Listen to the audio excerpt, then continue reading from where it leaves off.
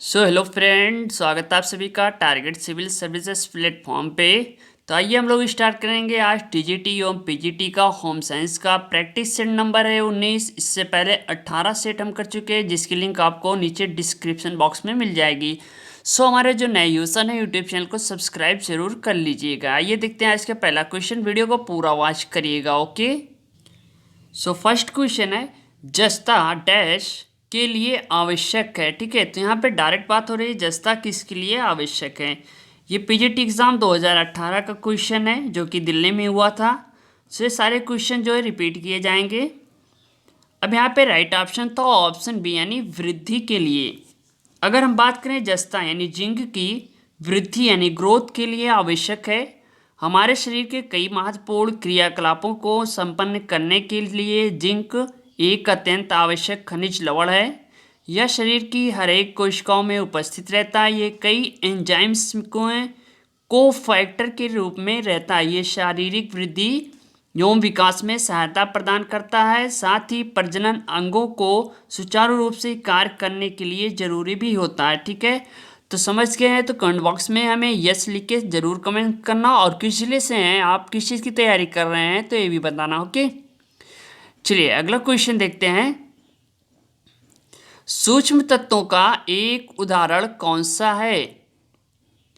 देखिए अभी दिल्ली में पूछा जा चुका है, पीजीटी एग्जाम 2018 का क्वेश्चन है। यहाँ पे राइट ऑप्शन तो ऑप्शन है यानी तांबा की बात हो रही। ठीक है, तांबा यानी कॉपर सूक्ष्म तत्वों का एक उदाहरण है, यानी हमारे उत्तम स्वास्थ्य के लिए अति अल्प मात्रा में तांबा एक अति महत्वपूर्ण व आवश्यक खनिज लवण है।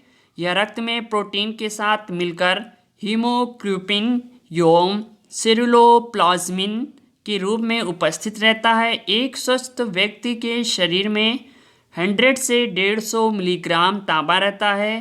वृक्क यकृत हृदय एवं मस्तिष्क में इसकी मात्रा अपेक्षाकृत अधिक होती है। ठीक है, तो यहाँ से डाउट क्लियर हुआ। चलिए अगला क्वेश्चन देखते हैं। अधिक अक्षांशों पर रहने से गहन हो सकता है। देखिए टॉप क्वेश्चन है। यहाँ पे राइट ऑप्शन होगा ऑप्शन बी यानी लवण और जल पुनः प्राप्ति। ये भी पीजीटी एग्जाम 2018 का है जो आपके DSSB में पूछा गया था। अब आइए समझते हैं इसको। अधिक अक्षांशों पर लंबे समय तक रहने से गहन लवण और जल पुनः प्राप्ति हो सकता है। इसलिए अत्यधिक ऊंचाई पर लंबे समय तक रहने से गंभीर नमक और पानी प्रतिधारण हो सकता है, क्योंकि उच्च परिसंचरणीय कैटेकोलामाइन के कारण गुर्दे के रक्त प्रवाह में कमी हो जाती है। एल्डोस्टेरोन का उच्च स्तर भी सोडियम में योगदान कर सकता है और जिससे पानी प्रतिधारण होता है। यहाँ तक सबको बात समझ में आ रही है। चलिए अगला क्वेश्चन समझते हैं। मैग्नीशियम डैश हेतु आवश्यक है। जी हाँ, यहाँ पे डायरेक्ट बात हो रही है मैग्नीशियम किसके लिए आवश्यक है। राइट ऑप्शन होगा ऑप्शन है यानी हड्डी बनने में। मैग्नीशियम यानी हड्डी बनने में बोन फॉर्मेशन महत्वपूर्ण है। कैल्शियम फास्फोरस सोडियम व पोटेशियम की भांति मैग्नीशियम भी शरीर की वृद्धि व कोशों को निर्माण में अहम भूमिका निभाता है। मैग्नीशियम हड्डियों में कार्बोनेट एवं फास्फेट के रूप में उपस्थित रहता है। ठीक है, तो आप लोग केला खाना शुरू कर दीजिए जिसमें आपको मैग्नीशियम प्राप्त होती है। चलिए अगला क्वेश्चन देखते हैं। ऑस्टियोपोरोसिस आयु संबंधी परिवर्तन हो सकता है। जी हाँ, बिल्कुल यहाँ पे बात हो रही है ऑस्टियोपोरोसिस के बारे में। ओके, यहाँ पे राइट ऑप्शन था ऑप्शन बी यानी घटा हुआ एस्ट्रोजन उत्पादन। अब आइए समझते हैं ऑस्टियोपोरोसिस यानी होनी आयु संबंधी परिवर्तन हो सकता है जो घटा हुआ एस्ट्रोजन उत्पादन के कारण होता है। ठीक है, वृद्धावस्था में कैल्शियम की कमी से ऑस्टियोपोरोसिस नामक रोग हो जाता है। इस रोग में अस्थियों में से अधिक मात्रा में कैल्शियम निकलने लगता है, जिससे हड्डियां कमजोर होकर टूटने लगती हैं। टूटी हुई हड्डियां आसानी से नहीं जुड़ पाती और कुबड़ निकल जाता है। ठीक है, तो किसकी वजह से, घटा हुआ एस्ट्रोजन की वजह से ऑस्टियोपोरोसिस। याद रखिएगा आपके एग्जाम में क्वेश्चन आने वाला है 100%, ये मान के चलिए। चलिए नेक्स्ट क्वेश्चन देखते हैं। जख्म भरने में निम्नलिखित तत्व शामिल है। जी हाँ, यहाँ पे बात हो रही है अगर किसी को चोट लग जाए तो जख्म भरने में सबसे महत्वपूर्ण तत्व कौन सा हो सकता है। चलिए यहाँ पे गेस लगाइए, तो यहाँ पे राइट ऑप्शन निकल के आएगा आपका ऑप्शन सी। अगर जिसने भी किया होगा उसका तो फिर डाउट एकदम क्लियर है। ठीक है, अगर 20 से 10 क्वेश्चन कर लिए तो आपका पीजीटी एवं टीजीटी एग्जाम क्लियर हो जाएगा। सो यहाँ पे राइट ऑप्शन है ऑप्शन सी, यानी जस्ते की बात हो रही है।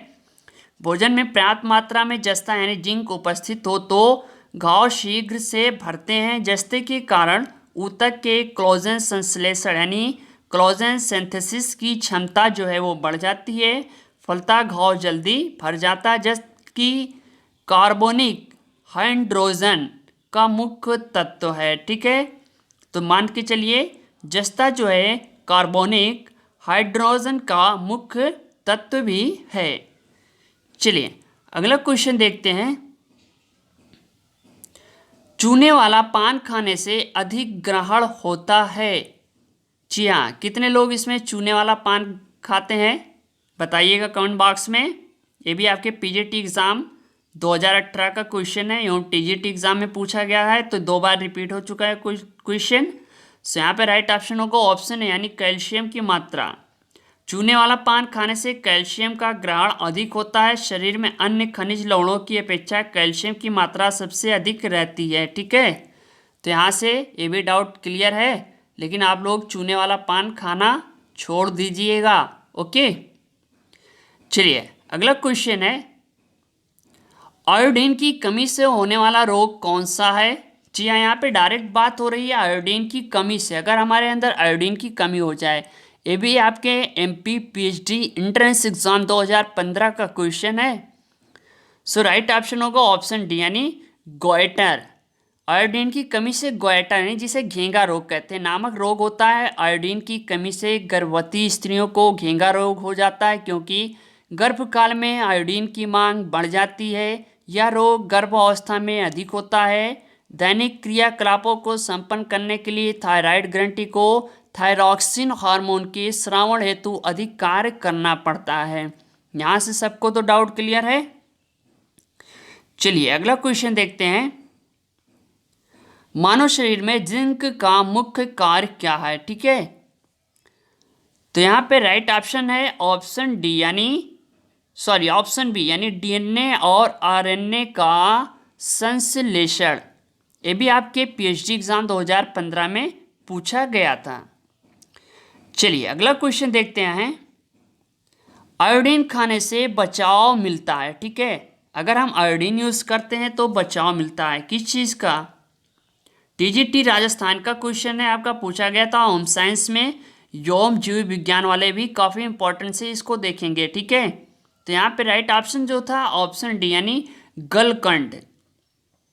भैया आयोडीन खाने से गलकंड से बचाव मिलता है। जब भोजन द्वारा आयोडीन की पूर्ति नहीं होती तो दैनिक क्रियाकलापों को संपन्न करने के लिए थायराइड ग्रंथि को थायरॉक्सिन हार्मोन के स्रावण हेतु अधिक कार्य करना पड़ता है। तो एक चीज़ याद रखिएगा, थायराइड ग्रंथि से ही थायरॉक्सिन हार्मोन स्रावित होता है यानी निकलता। तो एक क्वेश्चन भैया ये भी बन गया आपका। ठीक है, चलिए अगले क्वेश्चन की तरफ बढ़ते हैं। आयोडीन युक्त नमक में प्रबलीकरण प्रयोग होता है। देखिए ध्यान से क्वेश्चन को समझिएगा क्योंकि मिस्टेक ना होने पाए। ठीक है, सो यहाँ पे राइट ऑप्शन है ऑप्शन बी, यानी पोटेशियम आयोडेट। समझ रहे हैं, आयोडीन युक्त नमक में पोटेशियम आयोडेट प्रबलीकरण यानी फोर्टिफिकेंट प्रयोग होता है। ठीक है, तो यहाँ तक भी तो डाउट क्लियर है सबको। चलिए सो नेक्स्ट क्वेश्चन देखते हैं। हीमोग्लोबिन बनने के लिए क्या आवश्यक है। जी हाँ, यहाँ पे डायरेक्ट बात हो रही है, हीमोग्लोबिन के बारे में बात हो रही है। हीमोग्लोबिन बनने के लिए क्या आवश्यक है। देखिए ये भी आपका टीजीटी 2019 का क्वेश्चन है, जिसने भी दिया होगा उसको मालूम होगा। ठीक है, तो आप जीव विज्ञान वाले भी ध्यान से दीजिएगा। हाँ, तो यहाँ पे राइट ऑप्शन होगा ऑप्शन डी, यानी लोहा की बात हो रही है। लोहा हीमोग्लोबिन के निर्माण के लिए अत्यंत ही आवश्यक खनिज लवण है। हीमोग्लोबिन में हीम यानी लोहा तथा ग्लोबिन प्रोटीन होता है, ठीक है। हीम यानी जिसे लोहा के अभाव में हीमोग्लोबिन का निर्माण नहीं होता, फलतः व्यक्ति रक्त अल्पता यानी जिसे हम कहते हैं एनीमिया रोग से पीड़ित हो जाता है, ठीक है। तो यहाँ पे डायरेक्ट बात हो रही थी हीमोग्लोबिन के बारे में। आवश्यक तत्व कौन सा है? लोहा, जिसे हम क्या कहते हैं? हीम कहते हैं, ओके। इसकी कमी से क्या है? एनीमिया रोग होता है। चलिए सो नेक्स्ट क्वेश्चन की तरफ बढ़ते हैं। लौंग के सक्रिय भाग निम्न है। देखिए ये भी काफ़ी इंपॉर्टेंट क्वेश्चन है, कई बार रिपीट हुआ। ये आपके UGC NET exam second paper June 2009 का क्वेश्चन है। ये सारे क्वेश्चन 2010 में भी पूछे गए थे। तो यहाँ पे जो राइट ऑप्शन था ऑप्शन बी यानी यूजीनाल। इसका आंसर कितने लोग को मालूम था? कमेंट बॉक्स में हमें कमेंट करके जरूर बताना। ये भी बताना कि आपके कितने क्वेश्चन इसमें से सही हुए, ठीक है। लौंग यानी एलोफ साइजियम एरोमेटिकम के पेड़ से प्राप्त किया जाता है। यह पेड़ समुद्र के किनारे होता है। इसका विशेष प्रचलित नाम यूजीनिया कायरोफाइलस है। यह पेड़ के फूल की सूखी कली होती है। इसमें 90% यूजीनाल नामक फिनोलिक कंपाउंड होता है। लौंग का विशिष्ट गुण इसी के कारण होता है। लौंग में मसाले के साथ ही औषधीय गुण भी होता है। इसका उपयोग स्थानिक निश्चेतन लोकल एनेस्थेसिया के रूप में किया जाता है। ये जीवाणु एवं कीटाणु नाशक होता है। तो ये बताइए लौंग सबसे ज़्यादा कहाँ पे होता है? आपके केरल या मध्य प्रदेश में? ये हमारी तरफ से क्वेश्चन है। लौंग सबसे ज़्यादा कहाँ पे होगा? केरल या मध्य प्रदेश में, ठीक है। इसका भी आंसर कमेंट बॉक्स में हमें फटाफट मिलना चाहिए। चलिए सो नेक्स्ट क्वेश्चन देखते हैं। एक गर्भवती महिला के लिए कितने लौह की आवश्यकता है? देखिए ये भी यूजीसी नेट एग्जाम जून 2010 में पूछा गया, जून 2009 में पूछा गया और आपके टीजीटी राजस्थान में भी पूछा गया, यानी ये 3 बार क्वेश्चन रिपीट हो चुका है। सो राइट ऑप्शन होगा ऑप्शन सी यानी 38 मिलीग्राम। गर्भस्थ शिशु के शरीर में रक्त एवं हीमोग्लोबिन निर्माण के लिए लोहा आवश्यक होता है। गर्भस्थ शिशु लोहा माता के शरीर से अवशोषित करता है। यदि माता के आहार में पर्याप्त मात्रा में लौह तत्व उपस्थित नहीं होता तो शिशु माता के रक्त से अवशोषित करने लगता है, ठीक है। यहाँ तक तो बात सबको समझ में आ रही है। चलिए अगला क्वेश्चन देखते हैं। मंद बुद्धि निम्न में से किस कमी के कारण होती है? जी हाँ, यहाँ पे देखिए डायरेक्ट बात हो रही है मंद बुद्धि के बारे में, ठीक है। UGC net exam second paper 2010 यानी दिसंबर में एग्जाम हुआ था। टीजीटी एग्जाम राजस्थान जो हुआ था इसमें पूछा गया था, यानी 2 बार क्वेश्चन ये भी रिपीट हो चुका है। तो यहाँ पे राइट ऑप्शन जो था उस समय आपका ऑप्शन बी यानी आयोडीन सही है, ठीक है। तो इसमें से कितने लोग मंद बुद्धि हैं? यानी मंद बुद्धि मतलब क्या है कि जल्दी भूल जाना नहीं, मंद बुद्धि उसे नहीं कहते। सभी मनुष्यों के लिए आयोडीन एक महत्वपूर्ण खनिज लवण है। मानव शरीर में करीब 15 से 20 मिलीग्राम आयोडीन होता है। मंद बुद्धि आयोडीन की कमी के कारण होता है। आयोडीन की कमी से गलकंड भी होता है। जबकि गर्भवती माताओं को लंबे समय तक आयोडीन की पर्याप्त मात्रा नहीं मिलती, तब वे ऐसे बच्चों को जन्म देती हैं जिनमें शारीरिक या मानसिक विकार होता है। उस समय मंद बुद्धि बच्चे होते हैं। क्यों? क्योंकि शरीर के अंदर आयोडीन की कमी हो जाती है, ठीक है। तो आयोडीन की कमी मत होने देना, ठीक है। यहाँ तक क्लियर है सभी को? चलिए अगला क्वेश्चन देखते हैं। मानव शरीर में जिंक का मुख्य कार्य क्या है? ठीक है, देखिए यहाँ पे डायरेक्ट बात हो रही है हमारे बॉडी के और इसमें पूछ रहा है जिंक का, ठीक है। यूजीसी नेट एग्जाम दिसंबर 2014 का क्वेश्चन है। Very very very important question. So right option तो ऑप्शन बी, यानी यहाँ पे भी बात हो रही थी डीएनए और आरएनए के संश्लेषण का, ठीक है। ये कई एंजाइम्स को फैक्टर के रूप में रहता है। जिंक का मुख्य कार्य डीएनए आरएनए का संश्लेषण यानी सिंथेसिस जिसे कहते हैं, ठीक है। तो कभी कभी यहाँ पे संश्लेषण की जगह आपको सिंथेसिस दे दिया, कंफ्यूज मत होइएगा हमारे हिंदी मीडियम वाले जो भी बच्चे हैं, ठीक है। चलिए अगला क्वेश्चन है। भारतीय महिला को प्रतिदिन लौह की आवश्यकता होती है। देखिए यहाँ पे डायरेक्ट बात हो रही है भारतीय महिला के बारे में।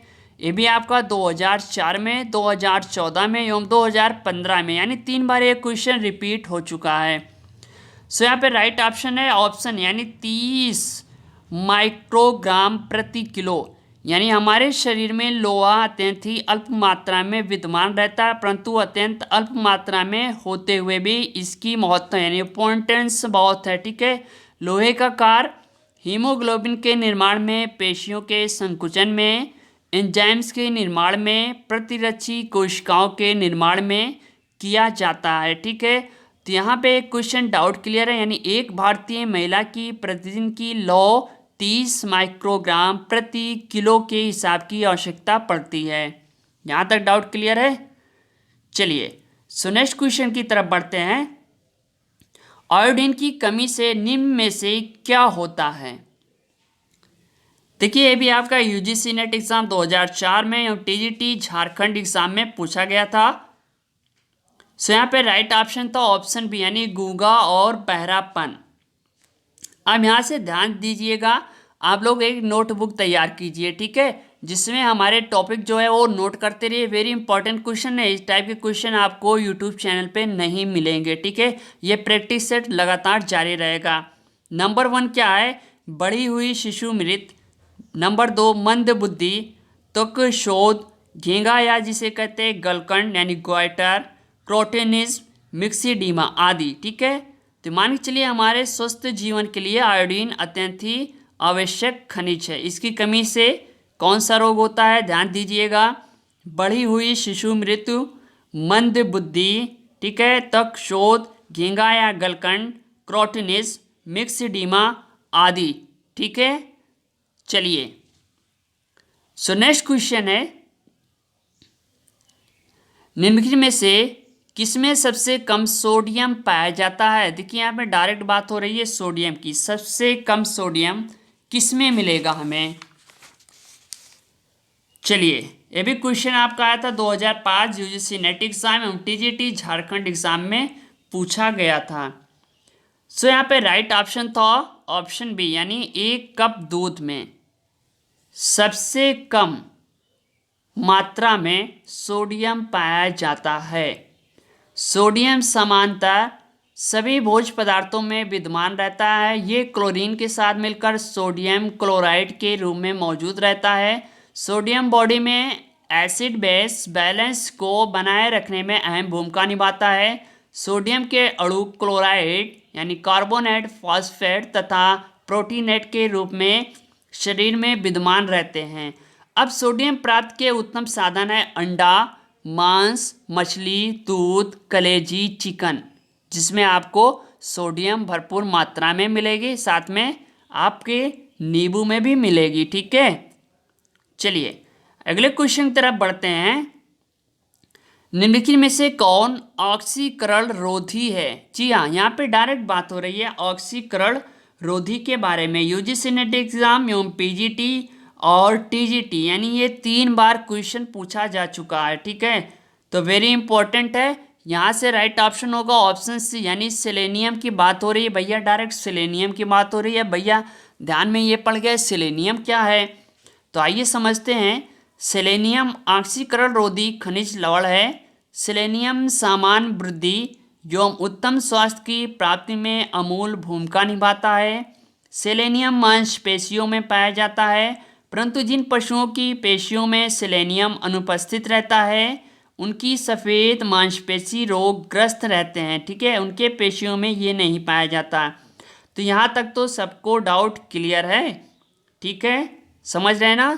तो ये रहा वीडियो, मिलते हैं हम नेक्स्ट वीडियो के साथ। जो भी हमारे नए व्यूअर्स हैं, वीडियो को ज़्यादा से ज़्यादा शेयर करना और वीडियो को लाइक करना और कमेंट तो ज़रूर करना कितने क्वेश्चन आपके सही हुए, क्योंकि नोटिफिकेशन जल्दी आने वाला है। अगर आपको कंपटीशन में भाग लेना है और सिलेक्शन लेना है तो आप हमारे यूट्यूब चैनल के साथ जुड़े रहें। ठीक है, यहाँ प्रैक्टिस सेट कंटिन्यू कराया जा रहा है। ओके।